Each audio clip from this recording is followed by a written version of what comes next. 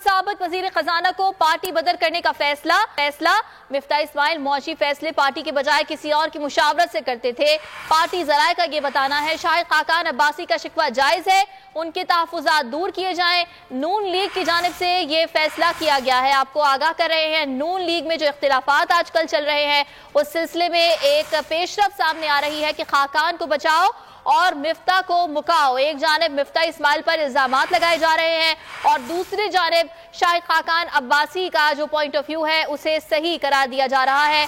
इसी बारे में तफसीलात हासिल करेंगे, हमारे नुमाइंदे आरिफ मलिक हमारे साथ मौजूद हैं। जी आरिफ, बताइएगा।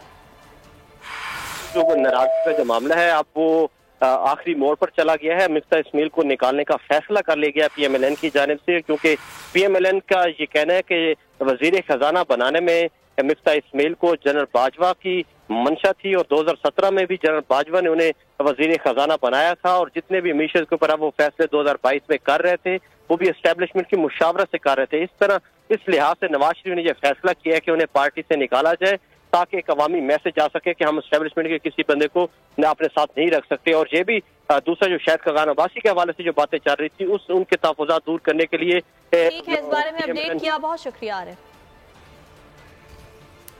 गुजरात फसादात